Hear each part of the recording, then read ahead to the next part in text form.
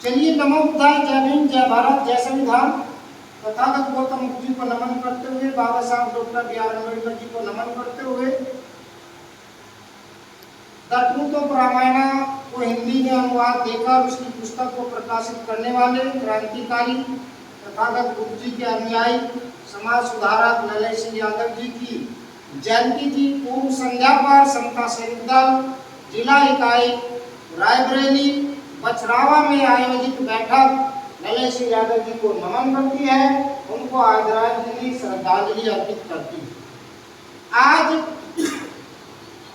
लल्ले सिंह यादव जी की जयंती की पूर्व संध्या पर समता सैनिक दल की समीक्षा बैठक, कैडर बैठक एवं लल्ले सिंह यादव जी की जयंती समारोह का आयोजन जिला इकाई रायबरेली के बछरावा में भली भांति पूर्वक किया गया। सुबह 1 बजे से बैठक का आयोजन हुआ और अभी बैठक चल ही रही है। मैं समता सैनिक दल के जिला रायबरेली के सभी साथियों का नंदन अभिनंदन और साधुवाद करता हूं, जिन्होंने इतने लंबे समय से इस बैठक में प्रतिभाग किया।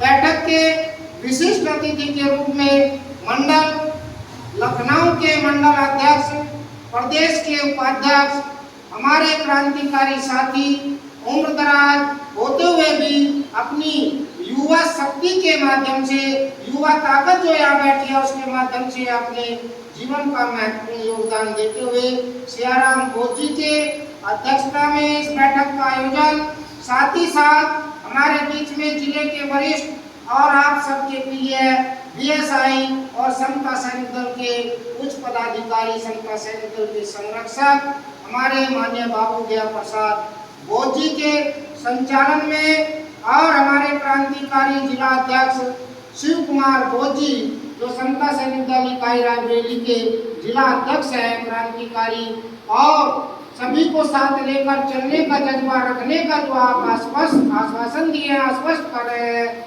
उसको मैं साधुवाद नमन अभिनंदन करते हुए आप तमाम जिला इकाई, ब्लॉक इकाई और आपकी विधानसभा इकाई, जो भी आप पदाधिकारी गण हैं यहाँ पर और सैनिकों सैनिकाएं हैं, प्राची गौतम जिसमें एक ब्लॉक की अध्यक्ष है जो जीएनएम कर रही है, और आपका स्वास्थ्य खराब होने के कारण भी लगातार बैठक में आप दोनों बहनों ने प्रतिभाग किया। दिनेश जी की बेटी है, मैं आपको भी साधुवाद नमन करता हूँ समता सैनिक दल की ओर से।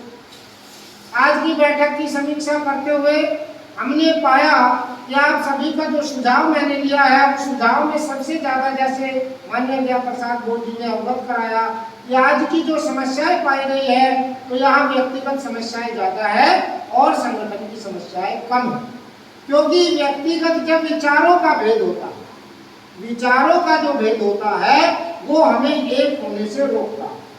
अब जब विचारों का भेद खत्म हो जाएगा, विचारों में समता आ जाएगी, तो हम उसी दिन संगठन के मजबूत सिपाही बन जाएंगे। संगठन लिखने से, संगठन कहने से संगठन नहीं होता, संगठन में विचारों का मेल करना पड़ता है। यदि हो नहीं रहा तो हमें मेल करना पड़ता है। जैसे कि बताया गया, किसी भी संगठन की, परिवार की, स्कूल की, विद्यालय की, संस्था की एक संरचना होती है। जैसे ये भवन बनाया है हमारे कमांडर साहब ने, शत्रुघ्न प्रसाद जी ने, तो इसका एक नक्शा तैयार किया, एक मैप तैयार किया। इसमें ये तय किया गया है कि कहाँ पर कमरा बनेगा, कहाँ पर किचन बनेगी, कहाँ पर बाथरूम बनेगा, कहाँ से स्टेयर्स निकाला जाएगा, कहाँ पर हमें अपना ऑफिस बनाना है, कहाँ पर संगायर लगानी है। ये तमाम चीजों को ध्यान में रखते हुए उन्होंने इस भवन के निर्माण की आशा को पहले से बनाया और फिर उसको स्थापित किया। जहाँ पर किचन बनाई गई वहाँ किचन का कार्य होगा, जहाँ पर हमने जो कमरा बनाया गया है, बेडरूम बनाया गया, वहाँ बेडरूम का कार्य होगा, जहाँ पर स्टडी रूम बनाया गया स्टडी रूम होगा। अर्थात जहाँ पर जिस प्रकार से उन्होंने एक प्लान, योजना, संरचना तैयार की, वहाँ पर उसी प्रकार से काम होगा। आप चाहे कि कमरे के अंदर किचन का काम करे या किचन के अंदर बेडरूम का काम करे, तो ये आपकी अपने विचारों की भिन्नता है। यही कारण है कि हम संगठन को समझ नहीं पा रहे हैं, यही कारण है कि हम संगठन को मजबूत नहीं कर पा रहे हैं, और कोई कारण मुझे नहीं नजर आता। एक दो चीजें हैं, जैसे हमारे कमांडर साहब है, क्या नाम है आपका, रवि केश कुशवाहा जी, आप खड़े हो जाए रवि केश जी। ये रविकेश जी यूथ कमांडर है। जब इन्होंने वर्दी पहनी थी और पहली बार जब हमने यहाँ गठन किया था, हमारे सियाराम जी भाई समता सैनिक दल से ही नहीं, बीएसआई से, समता सैनिक दल से बाबा साहब के विचारों का आपका जो जुड़ाव है वो यहाँ से नहीं हुआ, मुझसे नहीं हुआ, दिल्ली से नहीं हुआ, इनका महाराष्ट्र से सीधा। ये आज से नहीं, अपने जीवन के उस समय से जुड़े हुए हैं जब हम पैदा भी नहीं हुए थे, मैं भी नहीं पैदा हुआ था, तब से आप मिशन से जुड़े हैं। तो मैं तो इनको इसलिए सैल्यूट करता हूँ कि आपने उस समय से, जब हम जानते भी नहीं थे, तब से मिशन से जुड़कर लगातार संघर्ष को जारी रखा और हम तक पहुँचाने का, आप तक पहुँचाने का काम किया। मुझे पहली बार लेकर आप ही रायबरेली में आए थे, आप दिल्ली के कार्यक्रम में गए थे, वहां से राष्ट्रीय अध्यक्ष जी से, माननीय उमेश सिंह गौतम जी से इन्होंने कहा था कि आप मुझे प्रदेश के अध्यक्ष का नंबर दीजिए, मैं चाहता हूं रायबरेली में जिला इकाई का गठन हो। तो आपके अथक प्रयासों से यहाँ पर गठन हुआ और इतना मजबूत गठन हुआ, इतना मजबूत गठन हुआ कि मैं पहली बार इतना हर्षित हुआ कि प्रदेश में मैंने एक मजबूत इकाई का गठन किया, जिसमें आप सब लोगों की विशेष मुख्य भूमिका थी। पद आपके लिए था जिला अध्यक्ष का, लेकिन आपने सबके समक्ष जिला अध्यक्ष के पद को नकारने का काम किया और आपको आगे किया गया। हमने आपको प्रभारी बनाया और इनको जिला संयोजक बनाया, इस बात को देखते हुए कि हम देखेंगे कि क्या ये जिले अध्यक्षता के पद को संभाल पाएंगे या नहीं। आखिरकार आप लोगों का जो निश्चय था वो अच्छा था, आपने अच्छे निर्णय लिए और आपके अध्यक्ष ने मजबूती के साथ खड़े होकर आप लोगों का सहयोग करते हुए आपके गठन की कार्य को आगे बढ़ाने का काम किया, जिसमें आप तमाम साथी कमांडर लोग जो यहाँ पर उपस्थित है सबकी प्रतिभागिता है, उसके लिए साथ हुआ। आप बस मैं आपकी बात पर आ गया, तो इन सबका जो श्रेय जाता है वो ना मेरा है, ना अकेले आपका है, आप सबका है। और ये जो तीन विद्वान यहाँ बैठे हैं, जिनमें प्रथम विद्वान का जो यहाँ का रायबरेली की जाता है काम करने का, समता सैनिक दल का बीएसआई का सियाराम जी को जाता है, आपके सम्मान में जोरदार ताली। दूसरा श्रेय जो आपके कार्य को समर्थन दिया है और सपोर्ट किया है तन और मन और धन से, तन मन धन से मुझको भी सपोर्ट किया है, मुझको भी समर्थन दिया है, वे आपके बीच में है बाबू ब्याह प्रसाद गोरी, जिन्होंने लगातार इसके संरक्षक होने के फर्ज को अदा किया। संरक्षक एक पिता होता है, एक अभिभावक होता है, हर कमी को दूर करने के लिए वो बैठा होता है। और जो जिम्मेदारी आपके इनको शिव कुमार जी को दी गई, इन्होंने भी अपनी जिम्मेदारी को भली भांति बढ़ाया है, आपके सम्मान में भी जोरदार और जोरदार तालियां आपकी पूरी टीम जिसका आपने गठन किया है उसको भी अब आते हैं शिकवा और शिकायतें। शिकवा शिकायतें सबसे पहले आपसे शुरू होती है कुशवाहा जी से। कुशवाहा जी की शिकायत ये रही, मुझे आपसे बहुत बड़ी शिकायत है रविकेश जी। जब मैंने प्रथम बार आपको वर्दी में देखा मेरा मन हर्षित हुआ। आपकी यहाँ मोबाइल की शॉप है, एक अच्छे पॉइंट पर है, तो उससे भी और ज्यादा हमको खुशी मिली। मैंने प्रदेश भर में आपका प्रचार किया, मंडल भर में किया कि कोई जब भी रायबरेली जाएगा कि किसी को समस्या आएगी तो हमारी बछरावा में पूर्व से पहले एक दुकान है, मोबाइल शॉप है, अपने कमांडर की है। मतलब ये खुशी होने के नाते किया। और उसके कुछ समय के बाद मैंने देखा कि आप वर्दी में उपस्थित नहीं है। मेरे खुद के कार्यक्रम हुए, मैं लखनऊ से चलकर यहाँ पर आया और एक भी कमांडर वर्दी में, मेरी सिक्योरिटी में, मेरे सम्मान में, संगठन के सम्मान में, आपके सम्मान में, दया जी के सम्मान में, यहाँ तक कि जिला अध्यक्ष भी कार्यक्रम में नहीं पहुंचे। ये आप लोगों की शिकायत है। देखिए कितनी बड़ी शिकायत है कि आपके प्रदेश के अध्यक्ष जो आपको ज्वाइनिंग दे रहे हैं, जो आपके कार्यों को मजबूती से प्रदेश में बढ़ाने का काम कर रहे हैं, उसमें खुशीराम बोध जी भी इस कार्यक्रम के गवाह है। 2 कार्यक्रम में आप रहे हैं।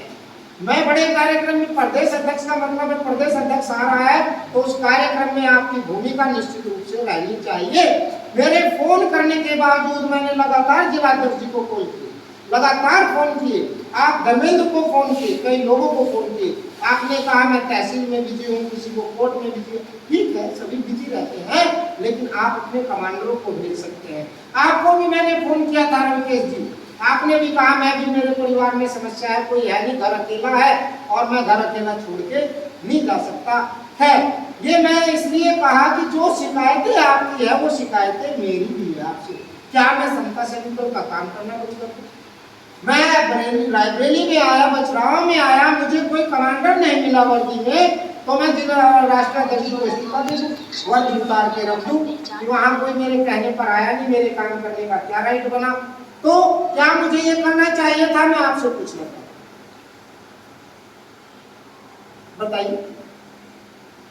मेरे कहने पर पूरे जिले की टीम यहाँ मेरे कार्यक्रम में हमारा सम्मान करने नहीं पहुंची, क्या मुझे वहां वर्दी उतार देनी चाहिए थी? क्या मुझे इस्तीफा दे देना चाहिए था?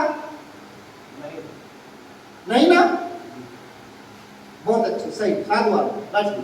आपका स्वागत मैं इतना ही पूछना चाहता था, तो जब मैंने नहीं किया, आपने क्यों किया? आपको भी नहीं करना चाहिए था। जब मुझे नहीं करना चाहिए था, मैंने किया नहीं, मैं अपने काम को बढ़ाता गया। मैं ना तो राष्ट्रीय अध्यक्ष जी के कहने पर काम करता हूँ, सुन लीजिएगा, मैं राष्ट्रीय अध्यक्ष जी के कहने पर काम नहीं करता, ना मैं अपने सामाजिक गुरु मान्य में श्री गौतम जी के कहने पर काम करता हूँ, ना आप लोगों के कहने से काम करता हूँ। मेरी अपनी स्वेच्छा है, मेरा मन है, और मैंने अपने आप को समता सैनिक दल को समर्पित कर दिया आखिरी सांस तक।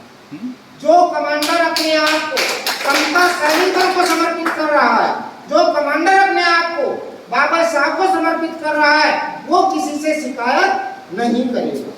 एक बात, शिकायत करना अच्छी बात है, निवारण होता है शिकायत से, लेकिन हम अपने पद से, अपने जिम्मेदारी से, अपनी वर्दी से इस्तीफा नहीं दे सकते हैं यदि आप समर्पित हैं। क्योंकि ये जो कवच है, ये जो वर्दी पहने हैं, ये मेरी दी हुई नहीं है, ये समता सैनिक दल की जो वर्दी है, ये बाबा साहब डॉक्टर भीमराव अंबेडकर जी का कवच है, और इसको छीनने का अधिकार मुझसे किसी का भी नहीं है, मेरा स्वयं का भी नहीं है।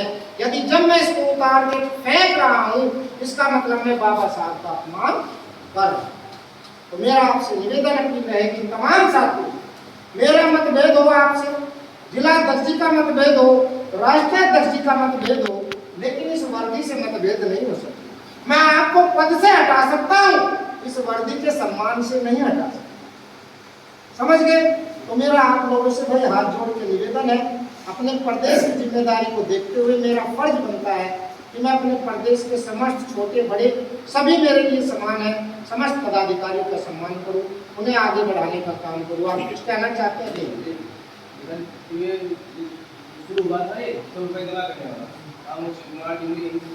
जी बताया है, बताया, नाम बताया आपका, नाम बोला, 100 रुपए के सहयोग में आपकी एंट्री है। हाँ हाँ हाँ जी, जी बहुत बढ़िया था।